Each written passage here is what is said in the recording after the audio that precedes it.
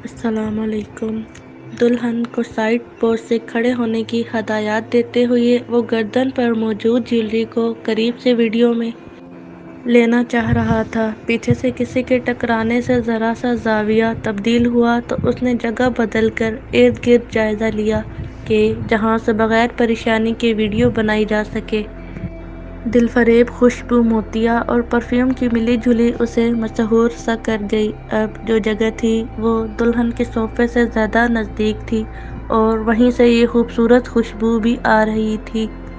بہت ہی کم عمر لڑکی تھی اور بیوٹی پارلر کے میک اپ نے اسے حسین ترین بنا دیا تھا۔ لدے پھندے زیورات اور گہنے، سرخ رنگ کا غرارہ ایسا سج رہا تھا کہ کئی دفعہ نظریں موڑنے پر بھی بار بار دیکھنے کا دل چاہ رہا تھا۔ شادی کی ویڈیوز بنانے کے پروفیشن میں تو وہ کئی سال سے تھا، لیکن کچھ دلہنیں ایسی ہوتی کہ کچھ وقت کی ویڈیو میں دل بھر کر دیکھنے اور آنکھیں ٹھنڈی کرنے کا موقع مل جاتا۔ اپنی شادی نہیں ہو پاتی تو کیا کریں، ذرا حسین نظارے دیکھ کر ہی دل بہلا لیں۔ 6 بہنوں میں درمیانہ نمبر تھا اور ابھی تک 2 بہنیں غیر شادی شدہ اوپر اور 4 اس سے چھوٹی تھیں۔ گھر میں 2 کمانے والے وہ اور ابا تھے۔ ابھی اپنی شادی کے لیے کہنا بھی گھر میں بدمزگی پیدا کر سکتا تھا۔ کتنی ہی شادیوں کی مووی بنا کر جب وہ گھر لوٹتا تو وہی دلہن تصورات پر چھائی رہتی۔ ایسی ہی لڑکی شاید میرے نصیب میں بھی ہو۔ کئی دفعہ جب ڈریسنگ روم میں اور رخصتی کے بعد بیڈ روم میں دلہن کا ویڈیو شوٹ ہو رہا ہوتا تو مختلف شکل و صورت کے دلہنوں کو دیکھ کر خود کو ان کی جگہ ہونے کی حسرت دل بے چین کر دیتی۔ اکثر ذہن میں آتا کہ کتنے خوش نصیب ہیں، وقت پر شادی کر رہے ہیں۔ اتنے سال اس پروفیشن میں رہ کر کتنے ہی ماڈرن، مذہبی، نیم مذہبی اور خاندانوں کو دیکھنے کا موقع ملا۔ اور شادیوں کے موقع پر ان کی توقعات اور خواہشات کیا ہوتی ہیں، یہ اب سمجھ آ چکا تھا۔ ایک بات تو طے تھی کہ اکثر لوگ ان تقریبات کو دوسروں کے مقابلے میں منفرد کرنے کے مقابلے میں ہوتے۔ اکثر بکنگ کے لیے آتے تو پیسے کم کروانے کے چکر میں رہتے۔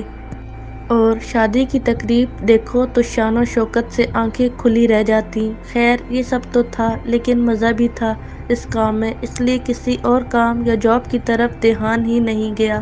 ایک تو نئی نئی حسین تتلیوں کی طرح لڑکیاں دیکھنے کو مل جاتیں تو دل بہلتا، اور کھانا فری اور پھر تعلقات بھی بن جاتے۔ وہ بھی ایسے ہی کوئی تقریب تھی، دوست کی طرف سے ملی کہ یار جاننے والے ہیں اور کوئی بھروسے والے فوٹوگرافر کو بلانا چاہ رہے ہیں، تم فارغ ہو تو بتاؤ، پیسے بھی اچھے ملیں گے۔ اس نے حامی بھر لی۔ کورونا نے ویسے ہی کام بہت متاثر کر دیا تھا۔ شادیوں کی دھوم دھام ختم ہوئی تو لوگ چھوٹے پیمانے پر کر رہے تھے اور خود ہی فوٹوگرافی اور ویڈیوز بھی بنا لیتے۔ شادی والے دن صبح ہی موڈ عجیب سا تھا۔ 2 دن پہلے ایک محلے کے دوست کا کورونا سے انتقال ہوا۔ یہی کوئی 25 سال عمر ہوگی۔ مہینہ بھر پہلے دھوم دھام سے شادی ہوئی تھی۔ کتنے ہی دن کی تقریبات میں اماں ابا نے دل بھر کر پیسہ لگایا تھا۔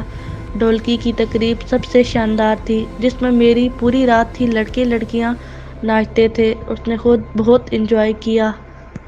کیونکہ ڈانس ویڈیوز بنانا اس کو سب سے زیادہ پسند تھا۔ ہر زاویے سے کیمرے کا لینس سیٹ کرتے دل چاہتا تھا کہ خود بھی جا کر کسی حسین لڑکی کے ساتھ رقص شروع کر دے۔ اس تقریب کی سہانی یاد ابھی دل میں ہی تھی کہ 2 دن پہلے یہ افسوسناک خبر ملی اور ڈر سا بیٹھ گیا۔ آج ظہر کی نماز بھی پڑھ لی، ورنہ کام کے چکر میں نماز یاد نہیں رہتی تھی۔ جلدی جلدی سارے گناہوں کی معافی مانگ کر سلام پھیرا اور جانماز لپیٹی۔ ابھی تعزیت کرنے بھی جانا تھا اس لڑکے کے گھر۔ اماں بتا رہی تھیں مرنے والے لڑکے کے ماں باپ کا بھی صدمے سے برا حال ہے۔ تعزیت کے گھر میں ابھی تک باہر کی دیوار پر شادی مبارک لکھا تھا۔ شاید کسی کو اتارنا بھی یاد نہ رہا۔ ہائے ری دنیا کیا کیا دکھاتی ہے، اللہ معاف کرے۔ گولڈن بینکوئٹ قریب ہی تھا گھر سے۔ اپنی ٹیم کے لڑکوں کو پہنچنے کی ہدایات کرتے وہ بھی پہنچ گیا۔ لڑکے کے بھائی نے اسے ویلکم کیا اور بتایا کہ ہماری تقریب ولیمہ جلدی ختم ہوگی اور کھانا بھی 9 بجے تک ہو جائے گا۔ سب سے پہلا دھچکا تو مردانہ زنانہ الگ انتظامات پر لگا۔ سخت خوف ہوئی، بھلا اب کیا مزہ؟ وہ زنانہ طرف اندر داخل ہونے کے لیے مڑا تو پیچھے سے آواز آئی، بھائی دوسری طرف ہے مردانہ۔ حیرت سی ہوئی کہ بھلا وہاں کس کی مووی بنے گی، دولہا تو دلہن کے ساتھ ہی ہوگا۔ کھجے دل سے وہ اپنے سامان سمیت آگے بڑھا، ساتھ کام کرنے والے دونوں لڑکے بھی پہنچ چکے تھے۔ بھائی یہ کہاں لے آئے آج آپ؟ نہ کوئی شگل نہ میلہ۔ ایک نے دوسرے کو آنکھ مارتے ہوئے بظاہر ذرا افسردگی سے کہا، یار ہمیں کام سے اور اپنی کمائی سے مطلب ہے، چلو اندر چلو۔ تقریب ولیمہ میں کھانا کھلنے تک یہی ہدایات تھی کہ دولہا اور اس کے دوستوں کی مووی بنتی رہے۔ عجیب دولہا تھا کہ بجائے جا کر دلہن کے پہلو میں بیٹھے یہاں دوستوں میں لگا ہے۔ وہ منتظر تھا کہ کب دوسری جانب سے بلاوا آئے۔ ایک دفعہ دولہا کے بھائی نے اس کے پوچھنے پر اسٹیج پر جا کر کچھ کھسر پھسر کی اور پھر آ کے بتایا کہ ابھی تھوڑی دیر اور ہے۔ اللہ اللہ کر کے دوسری جانب جانے کی خوشخبری ملی۔ لے جانے کا طریقہ ذرا عجیب ہی تھا کہ دولہا بنا لڑکا ہی اسے لیے دوسری جانب بڑھا اور پھر کافی دیر زنانہ دروازے کے باہر کھڑے رہ کر انتظار کرنا پڑا۔ دولہا مستقل فون کان سے لگائے ہلکی آواز میں کچھ گفتگو کر رہا تھا۔ جتنی کان میں پڑی اسے یہی لگا کہ اندر کوئی ہے جو ویڈیو کے بنانے پر ناراض ہے یا مان نہیں رہا اور اسی چکر میں دیر ہو رہی تھی۔ اس کا تجسس اب انتہا پر تھا۔ دلہن بنی لڑکیوں کو دیکھ کر دل جو اپنی دلہن کے خاکے بناتا تھا آج اس میں بہت ہی تاخیر ہو گئی تھی۔ پہلی دفعہ اسے لگا یہ دلہن کے چہروں اور جسم کو کیمرے کی آنکھ سے دیکھنا اس کے لیے نشے کی طرح لت بن چکی تھی، جس کی ڈوز لیٹ ہونے پر جسم ہلکے ہلکے کانپ رہا ہے۔ اندر سے اجازت ملی تو وہ جلدی سے دولہا کے پیچھے پیچھے آگے بڑھا۔ اسٹیج تک جاتے جاتے یہ اندازہ ہوا کہ مہمانوں میں سے بہت سے رخصت ہو چکے ہیں یا رخصت ہو رہے ہیں۔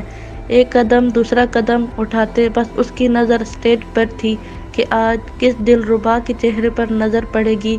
اتنے سال میں یہ تو اندازہ اسے ہو گیا تھا کہ کون میک اپ کی وجہ سے لوپترا بنی ہے اور کس کے قدرتی حسن کو میک اپ نے چار چاند لگائے ہیں، کون فطری بے باک سی ہے اور کون شرم والی ہے۔ اندازہ یہی ہوا کہ اکثر مولوی ٹائپ لوگ بھی دلہن کے ساتھ ہر زاویے سے تصویریں بنواتے فخر ہی محسوس کرتے ہیں۔ اسٹیج سامنے تھا اور عنابی رنگ کے لہنگے میں دلربا سی لڑکی کا سراپا۔ اس کے دل کی دھڑکن تیز ہوئی، کچھ عجیب سا یوں لگا کہ دلہن کی آستین پوری تھی اور گلے کے زیورات بھی نظر نہ آتے تھے۔ چہرہ ٹھیک نظر نہیں آ رہا تھا کیونکہ دلہن نے چہرے کے سامنے ایک پھولوں کا گلدستہ کیا ہوا تھا۔ اس کی بے تابی اور بڑھ گئی۔ قریب بیٹھی ایک خاتون اس کے ہاتھ سے وہ گلدستہ نیچے کرنے لگی۔ دولہا بھی جا کر برابر بیٹھ گیا۔ ارد گرد سے چھیڑ چھاڑ شروع ہوئی۔ اسے احساس ہوا کہ دلہن بار بار اپنا گھونگھٹ نیچے کر رہی ہے یا پھولوں کو چہرے کے سامنے۔ ارے بھابھی ذرا سر تو اٹھائیں اور مسکرائیں، پتہ تو چلے کہ ہمارے بھائی کے ساتھ آپ کتنی حسین لگ رہی ہیں۔ دلہن اس بات کے جواب میں مزید سمٹ گئی۔ گھونگھٹ اٹھانا تو دور کی بات مزید نیچے ہو گیا اور پھول بھی۔ اب کہ دولہا نے بھی کچھ سرگوشی کی، دلہن کے کان میں کوئی تھا جو اسے مختلف لگا۔ کسی کے اصرار پر بھی لڑکی کی پوزیشن میں کوئی تبدیلی نہ آئی۔ اب ارد گرد کا اصرار رک گیا تھا، بلکہ ایک غیر محسوس خاموشی۔ چلو بھی چلو، یہ تو تصویر کھنچوانے کے لیے پوز نہیں دے گی، بہت پردے والی ہے نا، رخصتی کے لیے کھڑے ہو جاؤ۔ پیچھے سے آ کر کسی نے اس کے کان میں سرگوشی کی، جب دلہن کھڑی ہونے لگے گی تو ہم اس کے ہاتھ سے پھول لے لیں گے اور آپ فوراً اس کے چہرے کی تصویر لے لیجیے گا۔ دلہن کھڑی ہو گئی، پھول لے لیے گئے، لیکن اس نے کیمرے کا اینگل اس لڑکی پر سے ہٹا لیا تھا۔ کوئی احساس تھا جس نے اسے اس خیانت سے روک دیا۔ اپنی نظریں بھی اس سمت سے ہٹا لی تھیں جسے دیکھنے کے لیے پہلے اس کا رواں رواں منتظر تھا۔ کب رخصتی ہوئی اور سامان سمیٹ کر وہ گھر آیا، لیکن آج دل بے چین سا تھا۔ ہر تقریب سے واپسی پر اپنی دلہن کا خاکہ لیے جو وہ آتا تھا، آج وہ تصور کچھ مختلف تھا۔ کیا میں جسے اپنی زندگی کا ساتھی بناؤں گا اس کے چہرے اور جسم کے خد و خال پر کسی کی گستاخ اور میلی نظر برداشت کر پاؤں گا؟ کیا میں جن نظروں سے لڑکیوں کے جسم کا ایکس رے کرتا ہوں اللہ تعالیٰ کو نہ پتہ چلتا ہوگا؟